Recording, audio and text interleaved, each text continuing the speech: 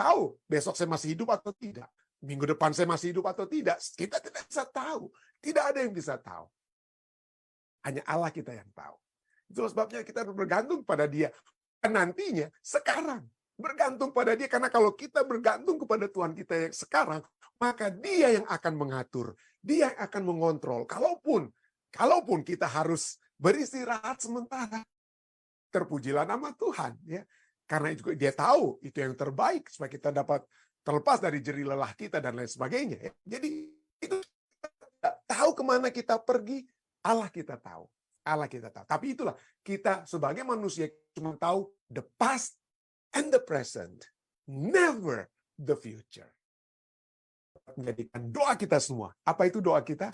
Tuhan, tambahkanlah iman kami. Setiap pencobaan sekarang, jika bertahan dalam iman, dapat menghasilkan buah yang berharga dalam kita. Pikirkan tentang saat ketika hidup tampaknya runtuh di sekitar Anda. Dan semua yang Anda miliki hanya adalah iman Anda, itu saja yang kita miliki. Bagaimana Anda dapat bisa?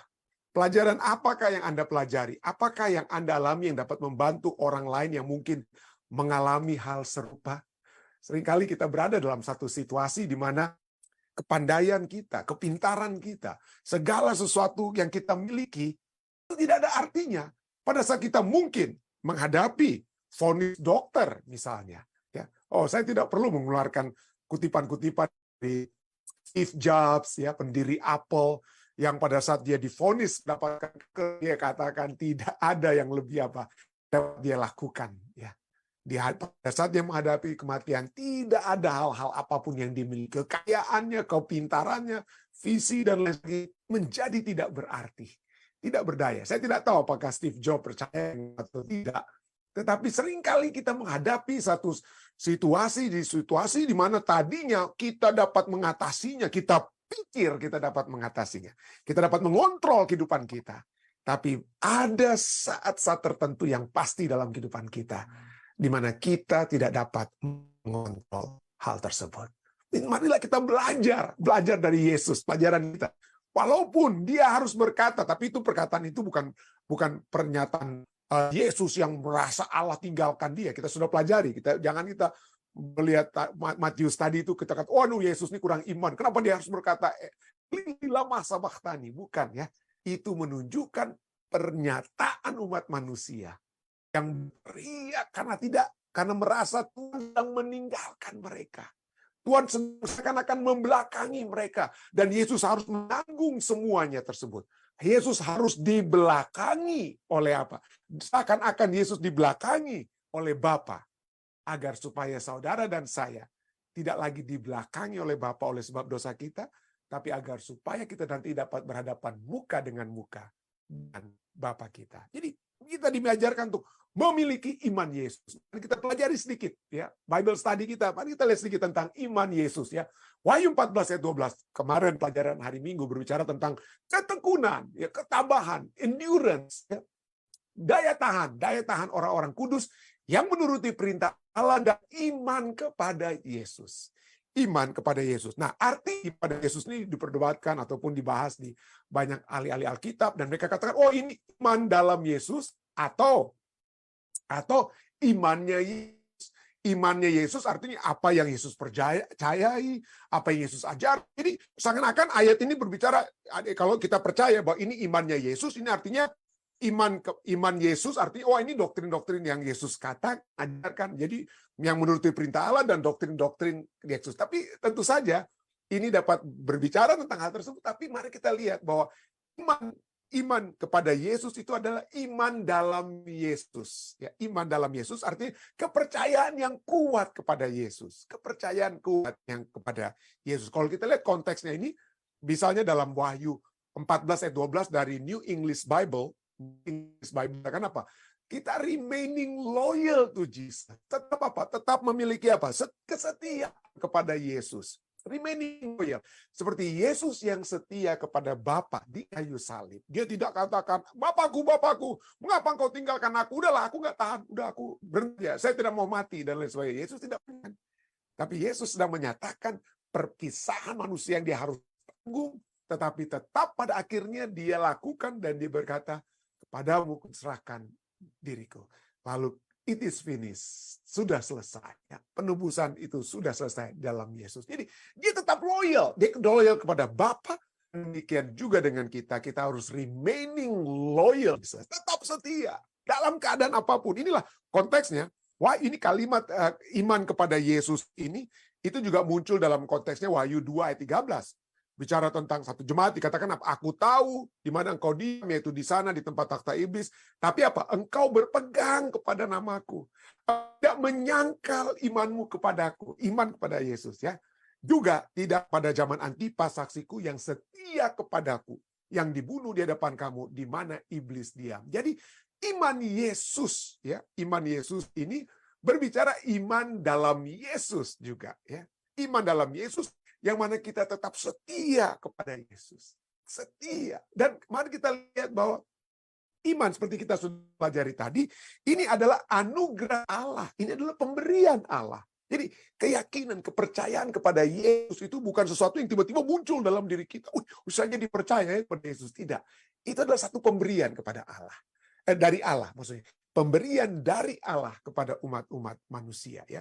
Efesus 2, 8-9, Rasul Paulus berkata, sebab karena kasih karunia kamu diselamatkan oleh iman. Dan itu keselamatan dan iman tersebut bukan hasil usahamu, tetapi pemberian Allah. Itu bukan hasil pekerjaanmu. Jangan orang yang memegahkan diri. Ya. Jangan ada yang memegahkan diri. Roma 12 ayat 3. Demikian juga.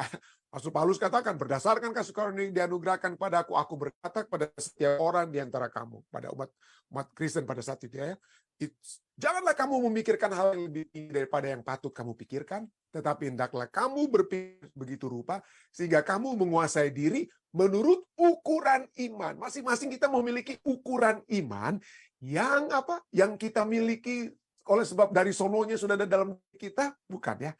Menurut ukuran iman yang dikaruniakan Allah kepada kamu masing-masing. Jadi kepada kita ada ukuran iman. Ada ukuran iman yang harus apa ya, yang telah dikaruniakan diberikan Allah kepada kita masing-masing. Jadi iman adalah anugerah Allah ya. Itu adalah pemberian Allah ya, pemberian Allah ya, seperti kita sudah baca tadi ya. Jadi itu adalah anugerah Allah.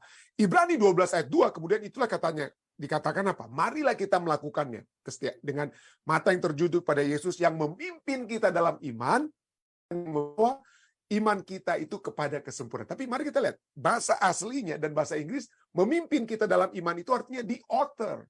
Dia penulis, dialah originator, dialah yang memulaikan iman. Jadi Yesus lah yang memulaikan iman. Jadi kalau kita katakan, oh saya memiliki iman yang kuat, jangan kita bermegah memiliki iman yang kuat. Itu adalah pemberian Tuhan. Kita tidak boleh bermegah terhadap pemberian Tuhan tersebut ya.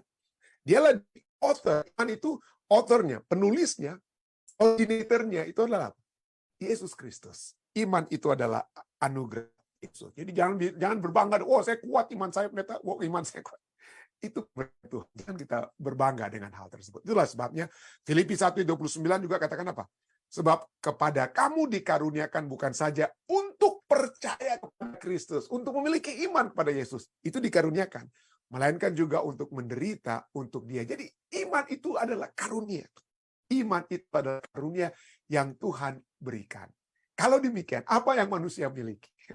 Kalau kita bertanya, kalau kita bicara kita harus memiliki iman kepada Yesus. Kenapa? Kenapa Wahyu 14 ayat 12 itu menekankan kita tetap harus bertekun untuk memiliki iman kepada Yesus? Kenapa? Karena kita sekarang pada saat ini diajarkan untuk memiliki iman kepada Yesus. Iman kepada diri kita sendiri. Yesus tidak dapat kita lihat. Tapi kalau saya memiliki uang, saya memiliki posisi, saya memiliki kedudukan, saya memiliki koneksi dengan petinggi-petinggi dan lain sebagainya. Itu yang kelihatan. Itulah yang dapat saya apa? Saya pegang, yang dapat saya pegang. Tidak itulah sebabnya banyak orang bukan hanya pegang kepada siapa yang mereka, kekayaan mereka dan lain, tapi ujung-ujungnya itu adalah mereka berpegang kepada diri mereka sendiri. Yang misalnya Dr. Benjamin Spock, dia katakan apa Dr. Benjamin Spock? Dia katakan, percayalah kepada dirimu sendiri. Percayalah kepada dirimu sendiri. Engkau mengetahui lebih dari apa yang engkau pikir Anda ketahui. Jadi dengan kata lain, manusia sekarang diajarkan jangan, betul, kan satu segi bagus, anakan bagus, jangan sampai kita jadi orang yang melempem gitu ya, orang yang memble atau apalah istilahnya ya, yang tidak punya kepercayaan diri. Jadi waduh, kita diajar untuk bangkitkan kepercayaan diri kita. Anak-anak kita itu waduh, biarpun jangan dibilang gagal ya. Kita dilatih ya untuk selalu apa? Untuk selalu mendapatkan reward ya. Tentu dari satu segi baik, tapi kadang-kadang ini menjadi satu kebablasan ya. Nah, kenapa? Karena pendidikan saat ini ya, di khususnya di Amerika ya tidak ada dengan kata lain. Tidak boleh anak itu dibilang gagal. Kenapa? Supaya jangan harga dirinya harga diri harus dinaik-naikkan, harus diangkat-angkat terus anak-anak tersebut. Seperti waktu anak saya masih di SMA ya, Sean masih di SMA di Tennessee. Jadi di dalam kelasnya itu ada 19 kurang lebih ya 19 student. Jadi masing-masing setiap tahun setiap anak di sekolah itu akan mendapatkan piala, masing-masing dapat piala. Pokoknya apapun yang mereka buat, pokoknya yang sekecil apapun diberikan. Kenapa? Supaya mereka jangan sampai kepercayaan dirinya itu luntur karena tidak dapat piala. Semuanya harus dapat piala, harus dapat penghargaan dengan kata lainnya. Jadi biarpun ya orangnya anak itu seringkali malas-malasan, absen di kelas dan lain, tapi minimal ada usaha untuk sekolah dapat piala dia. Jadi nggak ada lagi tegur, jangan ditegur anak-anak itu, jangan ditegur, nanti sakit hati, nanti harga dirinya turun ya, nanti dia tidak punya percaya diri. Anak-anak kita harus percaya dirinya, harus ditingkatkan. Jadi inilah dalam satu sisi seakan-akan pendidikan ini bagus ya untuk mengangkat harga diri anak-anak, tapi pada saat bersamaan kita diberi kebohongan demi kebohongan bahwa kita itu hebat dan lain sebagainya. Kita harus percaya kepada diri kita sendiri. Kebablasannya adalah kita lebih percaya diri kita sendiri daripada kepada Tuhan. Ya, daripada kepada Tuhan. Itu menjadi satu masalah ya. Dan inilah, jadi begitu banyak. Aduh, saya nggak usah bikin dari artikel demi artikel, majalah demi majalah, buku penelitikan demi buku penelitikan yang mengajarkan kita harus percaya lebih kepada diri kita sendiri daripada orang lain dan lain sebagainya. Atau ada pepatah-pepatah yang sering bagus kita lihat di Instagram, kita dengar di seminar ya. Katakan hidup ini tidak gampang ya. But the greatest thing, tapi hal yang terbesar, hal yang terbaik atau terbesar yang dapat Anda lakukan adalah untuk percaya dan hanya percaya kepada diri Anda sendiri. Jadi, percayailah dirimu sendiri. Jadi sekali lagi dari satu sisi seakan-akan bagus sekali mengangkat kita untuk supaya lebih percaya diri dan lain sebagainya, dan banyak buku-buku yang mengajar kita ya kita harus percaya diri atau harus mengembangkan sayap kita supaya kita memiliki kuasa percaya diri. Maka banyak sekali metode orang untuk mengembangkan percaya diri mereka. Makanya artinya postur tubuh kita, kalau Anda lihat polisi misalnya pada saat mereka bicara, tangan mereka itu ada dikembangkan sayapnya dan kata itu supaya percaya dirinya katanya kuat dan lain sebagainya. Dan ini ya, manusia yang selalu dianjurkan untuk bergantung, untuk berpusat hanya kepada dirinya sendiri. Dan kalau Anda lihat ini, siapa yang memulaikan hal ini? Siapa yang memulaikan bahwa kita harus percaya kepada diri kita sendiri supaya kita sendiri dapat mengontrol diri kehidupan kita. Kalau kehidupan kita dapat kontrol, wah itulah sebabnya ya itu menjadi satu mode of thinking, metode pemikiran yang manusia ingin selalu miliki. Apa yang dapat saya kuasai, apa yang dapat saya kontrol. Kehidupan kita dapat kita kontrol, harus kita kuasai. Ini tidak lain tidak bukan adalah satu keinginan manusia yang sudah dari sejak semula bukan ditawarkan oleh setan, bukan ditawarkan oleh Allah, melainkan ditawarkan oleh setan. Iman kepada diri sendiri adalah satu hal yang telah ditawarkan oleh iblis. Di dalam Kejadian 3 ayat 4 dan 5, ular itu berkata kepada perempuan itu, sekali kamu tidak akan mati. Kamu tidak mati. Ya, kebakaran jiwa, seperti kita sering mendengar ya. Bicara katakan kebakaran jiwa itu oleh sebab apa? Kenapa orang tetap percaya adanya kehidupan di balik kematian? Karena seakan-akan kita masih bisa Memiliki kesadaran. Kalau kita memiliki kesadaran, artinya kita masih bisa berpikir, bisa mengatur, menguasai kehidupan kita, mengontrol kehidupan kita. Jadi itu sebabnya menarik sekali doktrin kebangkitan diri itu. Sebab seakan-akan kita tidak pernah lepas kontrol dari kehidupan kita, lepas penguasaan dari kehidupan kita. Tapi sekali itulah dusta setan. Kamu tidak akan mati. Ayat 5. Tetapi Allah mengetahui bahwa pada waktu kamu memakannya, matamu akan terbuka dan kamu akan menjadi seperti Allah. Waduh, itu menarik sekali tawaran setan yang manusia ingini, menjadi seperti Allah. Mengetahui, pengetahuannya itu hebat ya. Tahu tentang yang baik dan yang jahat. Itu yang ditawarkan oleh setan. Tapi kita sudah pelajari, saya tidak perlu taruh ayat demi ayat yang kita sudah jalan yang dipikirkan manusia itu lurus, ujung-ujungnya menuju apa? Ujung-ujungnya menuju maut. Kebijaksanaan manusia itu bagaikan ampas, saudara. Kebijaksanaan kita itu bagaikan tidak ada artinya. Filsafat kita tidak ada arti. Itulah sebabnya kita harus hanya berpegang kepada firman Tuhan. Tapi itu setan tawarkan kita untuk apa? Memikirkan, untuk berfokus kepada pikiran kita sendiri, ya. Karena kita tahu tentang yang baik dan yang jahat, kita menjadi seperti Allah, ya. Kita dialah-alahkan, kita dipuja-puji oleh orang. Gantinya orang memuja dan memuji firman Tuhan, mereka memuja dan memuji mungkin pendetanya apa itu. Itu deh. Jadi manusia selalu ingin memiliki pengetahuan ya tentang sesuatu, ya. Pengetahuan bagaimana untuk menjalankan kehidupan kita. Tapi coba kita lihat kenyataannya tidak demikian. Kenyataan manusia tidak selalu bisa tahu. Kita bukan seperti Allah. Dapatkah Anda mengetahui apa yang akan terjadi masa depan Anda? Ya, seringkali harus berada dalam satu situasi seperti permulaan. Saya katakan, ada dalam satu situasi kita pikir kita sudah atur semua kehidupan kita sudah merancangkan, saya akan pensiun umur 62, setelah 62 saya akan pergi ke sini melayani sebagai ini dan itu. Itu rancangan kita, seakan-akan kita mengontrol, mengatur kehidupan kita. Tapi apa yang dapat terjadi? Bahkan ada orang yang baru pensiun atau belum pensiun, tiba-tiba mendapatkan vonis dari dokter, dia harus apa? Penyakit ini dan itu. Jadi ada hal-hal di mana kita tidak dapat mengontrol kehidupan kita. Walaupun dunia ajar kita untuk bergantung pada diri kita tidak dapat mengetahui dan mengatur, mengontrol kehidupan kita. Kenyataannya tidak selalu seperti yang setan tawarkan. Setan tawarkan, kamu akan seperti Allah, kamu tahu, kamu memiliki pengetahuan. Tapi coba kita lihat satu contoh saja ketika Hagar ditanya oleh malaikat dalam Kejadian 16 ayat 8. Malaikat bertanya kepada Hagar, Hagar hamba Sarai, dari manakah datangmu dan kemanakah pergimu? Hagar, aku lari meninggalkan Sarai nyonyaku. Artinya, sebagai umat manusia, kita hanya tahu itu mungkin the past and the present. Kita tahu dari mana kita datangnya. Hagar cuma menjawab dari mana dia datangnya. Dia datang dari setelah dia lari meninggalkan nyonyanya. Tapi dia tidak tahu kemana dia akan pergi. Itu dengan kita. Kita tidak tahu kemana kita akan pergi. Saya tidak tahu besok saya masih hidup atau tidak. Minggu depan saya masih hidup atau tidak. Kita tidak bisa tahu. Tidak ada yang bisa tahu.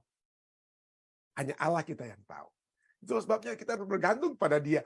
Dan nantinya, sekarang. Bergantung pada Dia. Karena kalau kita bergantung kepada Tuhan kita yang sekarang, maka Dia yang akan mengatur. Dia yang akan mengontrol. Kalaupun kita harus beristirahat sementara, terpujilah nama Tuhan. Ya.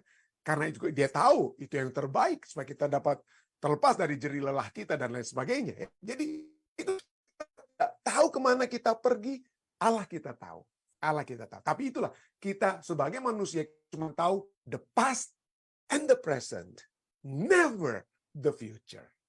Itulah sebabnya kita tidak akan pernah menjadi seperti Allah. Tidak akan pernah menjadi seperti Allah. Nah, itulah dari hari ke hari pelajaran kita katakan, kita harus memiliki iman yang semakin kuat, semakin bergantung untuk keluar dari iman kepada diri sendiri untuk berpindah kepada iman kepada Yesus. Iman kepada diri sendiri harus dihilangkan menjadi iman kepada Yesus. Harus ada ukuran iman, pertumbuhan iman. Roma 12 ayat 3 kita sudah baca. Yesus Paulus mengajarkan, kita kuasai diri menurut ukuran iman yang dikaruniakan Allah kepada kamu masing-masing. Jadi, ada ukuran iman. Jadi kita mungkin dimulai dari tidak ada iman. Tidak ada iman mungkin. Atau sedikit iman. Alkitab berbicara tentang orang-orang yang imannya kecil. Misalnya Matius 14 ayat 31 ya. Ada seorang Yesus berkata ya, Matius 14 ayat 31 ya, Yesus segera mengulurkan tangannya memegang dia dan berkata, hai orang yang kurang percaya, mengapa engkau bimbang? Hai orang yang kurang percaya, mengapa engkau bimbang? Hai engkau yang little of faith, kurang percaya, imannya kecil, kata lain. Atau kemudian ya, Yesus juga berkata kepada murid-muridnya dalam Matius 16 ayat 8. Yesus mengetahui apa yang mereka sedang perbincangkan dalam perjalanan mereka. Lalu ia berkata, mengapa kamu memperbincangkan soal tidak ada roti? Hai orang-orang yang kurang percaya, little faith. Jadi ada iman-iman yang kecil, ada yang semakin besar atau lebih besar dan lain sebagainya. Jadi ada ukuran iman ya, ada ukuran iman. Artinya kita harus lihat bahwa iman itu ditimbulkan. Tadinya tidak ada mungkin, tapi dapat timbul. Bagaimana iman itu timbul? Roma 10 ayat 17, iman timbul dari pendengaran dan pendengaran oleh apa? Firman Kristus. Jadi mulai dia timbul, ya, mulai kecil, ya. Mulai dari biji sesawi lalu kemudian besar ya. Atau kemudian dari yang timbul kemudian dalam 2 Tesalonika 1 ayat 3 katakan apa? Kami wajib mengucap syukur pada Allah karena kamu saudara-saudara dan memang patutlah demikian kata Paulus pada jemaat Tesalonika ya. Karena imanmu makin bertambah. Jadi iman itu tadinya tidak ada. Iman kepada Yesus itu tidak ada. Kenapa? Karena kita hanya memiliki iman kepada diri kita sendiri. Tapi kemudian setelah kita mendengarkan firman Tuhan, iman kepada Yesus tumbuh. Dan itu akan apa? Makin bertambah. Ya. Akan dapat makin bertambah. Dan kasihmu pada yang lain akan makin kuat di antara kamu. Tadinya kurang mengasihi, jadi semakin mengasihi. Ya. Lalu apa lagi? Ibrani 12, kita lihat bagaimana Yesus bukan hanya sebagai the author, kita sudah baca ayatnya, sebagai yang originator, yang menganugerahkan iman tersebut, tapi juga apa? Dialah yang membawa iman kita itu. Iman yang dia berikan, kemudian kita apa? Timbulkan, kita terus kuatkan, kita bertambahkan, sehingga iman itu akan membawa, Yesuslah yang akan membawa iman kita itu kepada kesempurnaan. Ini poinnya. Iman itu harus bertumbuh, saudara. Iman kepada diri sendiri harus dari hari ke hari kita hilangkan. Kita pikir kita bisa menguasai kehidupan kita. Kita pikir kita bisa mengontrol kehidupan kita. Ada banyak hal-hal yang di luar kontrol kita. Salah satu yang saya katakan kepada anak-anak muda, pada saat kami retreat, saya senang sekali berada di alam. Kenapa saya senang sekali berada di alam? Di puncak gunung, ya. Saya memberikan ilustrasi bagaimana kami di bagian selatan Norway ada tempat itu pegunungan ya, namanya Prestokelen. Itu adalah satu pulpit rock ya. Itu kami harus jalan itu sekitar 5 jam untuk berada di satu tempat, hanya batu yang melonjor keluar. Batu yang melonjor itu bagaikan batu seperti apa? Bentuknya itu seperti pulpit ya, seperti pulpitnya daripada pengkhotbah begitu ya. Dan situlah orang-orang berdiri. Dan kita bisa melihat di bawah jauh sekali itu adalah fjord di Norwegia, di mana kita dapat melihat kapal-kapal yang kecil, kapal-kapal pesiar yang besar itu kelihatan kecil sekali di bawah. Tapi di alam yang begitu indah, kalau saja kita salah melangkah, dan banyak orang yang salah melangkah sedikit dari pulpit rock itu tidak ada. Itu satu tempat yang kalau di Amerika nggak boleh ya, tapi di Norwegia itu memang begitu. Ada pagar penghalangnya. Tidak ada pagar penghalang. Jadi kalau Anda salah melangkah, satu langkah saja ada mungkin tergelincir, akan jatuh ke bawah dan pasti mati. Jadi di alam yang indah juga kita dapat melihat bagaimana kecilnya kita sebagai umat manusia ya. Kecil, dan kita dapat melihat betapa besarnya Allah kita. Betapa besarnya Allah kita. Jadi kita harus selalu beranjak dari percaya kepada diri sendiri. Kita pikir kita sudah memiliki segalanya, mengetahui segalanya, mengatur segalanya. Tapi marilah kita memiliki Yesus, menjadikan Yesus sebagai yang menguasai dan mengontrol kehidupan kita. Pada saat Ada seorang bapak membawakan anaknya yang berdalam kerasukan setan. Inilah yang dikatakan oleh bapak tersebut yang harusnya menjadi doa yang harus kita katakan. Dalam Markus 9 ayat 23-24, Yesus berkata kepada ayah tersebut, katamu jika engkau dapat, tidak ada yang mustahil bagi orang yang percaya. Segera ayah anak itu berteriak, aku percaya. Tolonglah aku yang tidak percaya ini. Jadi mungkin kita saat ini mungkin belum memiliki iman yang kuat. Tapi minimal kita memiliki satu iman yang kecil, yang minimal membawa kita untuk percaya kepada Tuhan. Biarlah kita berteriak saat ini kepada Tuhan, kepada Yesus. Yesus, tolonglah aku yang tidak percaya ini. Minta supaya Tuhan yang mengontrol, yang menguasai, dan mengatur kehidupan kita. Lalu kemudian Yesus juga berbicara kepada murid-muridnya. Dalam Lukas 17 ayat 5 lalu kata rasul-rasul kepada Tuhan, inilah doa murid-murid Yesus yang juga dapat menjadikan doa kita semua. Apa itu doa kita? Tuhan, tambahkanlah iman kami. Seperti kata rasul pada Yesus, tambahkanlah iman kami. Saya berdoa setiap hari kita mendengarkan firman Tuhan, kita membagikan firman Tuhan, mengaplikasikan firman Tuhan. Tapi pada saat yang bersamaan, marilah kita setiap hari berdoa, Tuhan, tambahkanlah iman yang Kau dapat karuniakan kepada kami. Kiranya ini dapat menjadi kekuatan bagi kita semua. Saya bawa ini dalam nama Yesus.